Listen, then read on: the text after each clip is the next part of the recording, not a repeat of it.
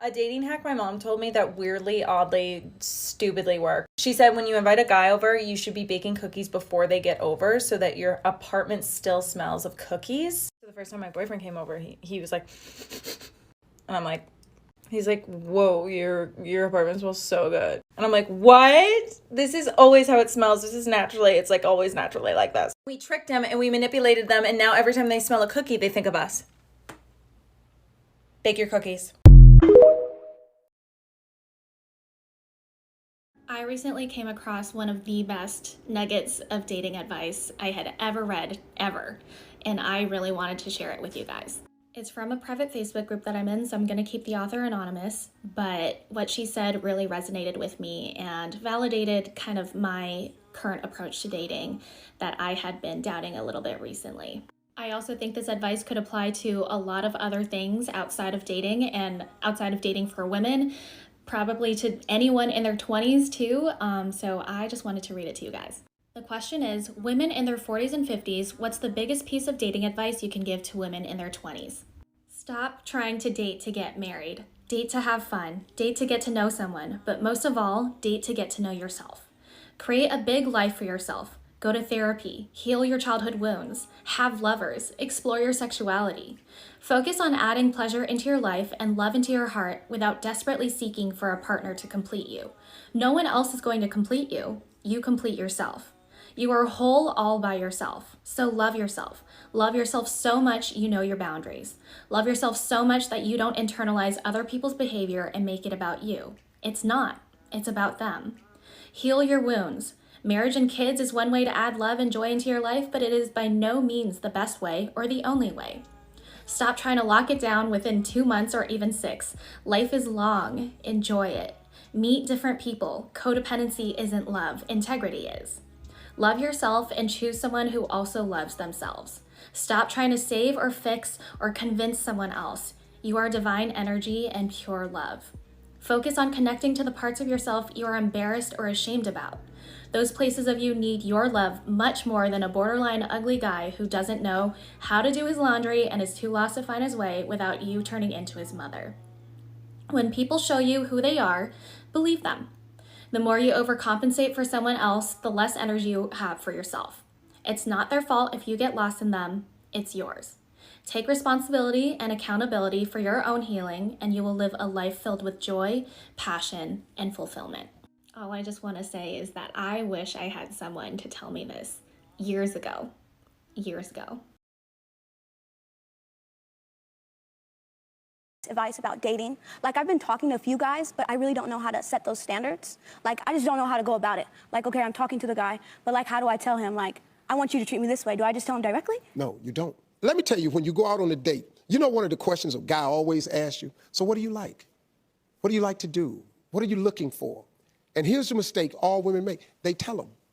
Do you know that when we ask you that question, all we want is the key. All we want is the roadmap to your heart. That's all we're looking for.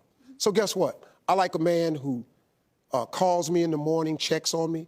I like chocolates. I love flowers. I like cards. Okay, so now guess what's gonna happen for the next 2 weeks? You're gonna choke on chocolates. You finna get a phone call every damn morning. You're gonna get text all day. You're gonna get so many cards, your trash can, you can't put garbage in your trash can. You finna get so many flowers because you've given him the roadmap to your heart. Here's the trick. This is how you tell, when a man asks you what he wants, here's what you want. I want a man who's considerate. I want a man who's chivalrous. I want a man who's timely. I want a man who's a gentleman. I want a man who is looking to put a woman first. And now guess what? Now he gotta figure out what that means. And so now you're gonna find out how he really is. So what is chivalry to him? Is he really gonna open your car door? Is he really gonna pull out your chair? You just trained him by actually telling him what you are looking for, but in other words, what you won't accept. And we become trainable. Do you understand what I'm saying here? It's a smooth trick. It really is, man. Men fall in love with women's absence. Let me go ahead and explain. Hello, my name is Carla, and restoring healthy mindsets is my thing. I mentioned in a previous video to not be clingy and why being clingy does not work. Now I'm going to go ahead and tell you what to do to make a man miss you while you're absent.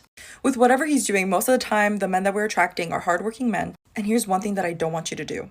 If he's being hardworking and he's spending time at work, don't nag that you miss him, that you want to spend time with him, or complain that he's not there. On the contrary, what I want you to do is be positive, be genuine, be lighthearted whenever you guys are talking on the phone, and always end on a good note. Always treat him right if you guys do live with each other, so that whenever the time comes that he comes back around, he's already going in with the mindset of she's my happy place or she's my peace. And that is so attractive for a woman to provide that lightheartedness and that energy. Because even though you do miss him and you do want to see him, it's best for us not to nag, because this situation is out of his control. So instead, we want to do the opposite. We want to bring joy, peace, and comfort. This is why working on yourself and building that inner peace yourself is important, so that your man can find you addicting. 3 rules of texting a guy when you first start dating, okay? I'm gonna tell you this real quick, then I gotta go upstairs because everyone wants cupcakes. Everyone wants me to make cupcakes. Like, calm down. I'm trying to tell people about rules of dating. Number 1, when you're texting a guy, you can absolutely, no question about it, text him first. I don't know where this rule came from. It's absolutely in your feminine energy to text someone first and tell them what you like and don't like or whatever. You don't have to sit there like a willowing lotus in the corner and wait for him to reach out. No, it's absolutely the woman's prerogative. That's the thing that we've gone missing and we've completely got wrong. It's absolutely the woman's initiative and prerogative to choose that partner. Once you have chosen, once you have reached out, then it's a whole different thing. I'm going to tell you how to reach out. You cannot appeal to a man's ego. Say you see him online and he's got nice muscles, okay? He's very buff, right? You can't be like, oh yeah, you look so hot, because you're just gonna go in the category of girls who all want to appeal to his ego, and he's not gonna register that. You know what men love? Men love to give you advice, and men love to tell you about something you don't know. So let's say he's online and he is an expert in tiling. He's like a tiler and he posts about that. Ask him a question. That way you can initiate a conversation. Like, oh my God, do you think that the white tiles actually suit with the black tiles? I don't know. Ask a question. That way he's an expert. You're appealing to his masculinity. He's about to teach you a thing or two. So absolutely you can reach out to a guy, but don't go with the ego comments like, oh my God, you're so hot. Don't do that. Second thing, when you do start texting, make sure you come out of the text conversation and into a real date. What does that mean? He's not a girlfriend. You don't need to tell him that you had a cup of coffee today and then your tummy hurt and then you got your eyebrow waxed. You can tell your girlfriends that. Don't tell him that. If you want to come out of the virtual world into real world, you need to say, oh my God, I've been craving sushi. We should go. That is not masculine. That is saying what you want as a woman and in your feminine. If he does not respond, if he does not initiate a date, if he then does not create that environment where he can meet you, he is not your man. He's someone else's man, but he's not your man. You don't need another girlfriend to text online on these apps via text message. You don't need him for that. So if he's not initiating and creating that space for you guys to meet, he's not your man.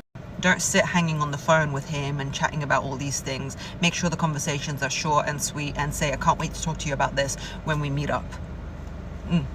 Last but not least, have boundaries. When you're texting somebody, have boundaries. Why are you always available? Stop always being available. Have times when you don't reply to him anymore, when you go to bed, when you're shopping and you've got your trolley and you're trying to talk to your mum and you're trying to... Don't. People can feel energy. Have boundaries of how you communicate, okay? I'm running out. I can see this thing is running out of time, but I've got so much to say, guys. I've got so much to say. If you just met somebody or started dating somebody recently and they say one of these 3 things, do yourself the favor and fucking run. 1, I'm not looking for anything serious. This is not a fucking invitation for you to try to prove yourself to them that look what you're gonna be missing out and look how amazing I am and I can get any guy to want me and to be with me, blah, blah, blah. They're telling you they are going to hurt you if you continue with them. If someone is being that blatantly honest up front, trust me, you could literally be the most incredible, perfect woman or guy in the entire planet. It is not going to change somebody if they are telling you that they don't want a relationship. Trust me. And if it is something that you do pursue, that is when you need to look into yourself. Why are you chasing emotionally unavailable people? Why are you going after people? Is it because this is a core wound or a trauma that you have since you were a child, that you have to prove yourself, that you have to show your worth, that you have to win somebody over? Are you going after somebody of unavailable because you know you're not going to get them and it's a bit safer for you? Start to look into that one if that's something you're going to pursue. 2, you're just too good for me. Listen. We all want the best. Everybody wants the best version of a partner. So if somebody is going to tell you, you're just too good to me, you're too good for me, and I don't deserve you, that is also their very nice and subtle way of saying, I'm going to fucking hurt you.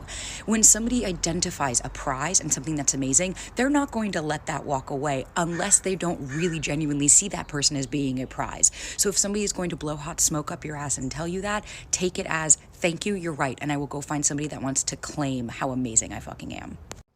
Number 3, I have learned personal experience with my ex. When a guy or girl that you're dating calls every one of their exes crazy, what that shows you is, 1, they take no fucking accountability. A relationship is 2 people. It's very easy to spew that everybody is a narcissist and every guy I've dated is an asshole and everyone, but what it also says is, well, then why are you allowing it? Why are you sticking around? It's one thing to say, hey, I had one date with a guy, I've been having one-hit wonders with somebody and I'm just not connecting. But when somebody says every ex of mine is crazy, I learned that my ex said every one of his exes was crazy. All 5 of them were all fucking nuts. And it turned out, I saw why they were, because of what he was doing in the relationship to literally cause the women to go insane. And it takes 2 people, totally understand that. But at the end of the day, if someone's not going to take any accountability, guess what? You will be on that list next.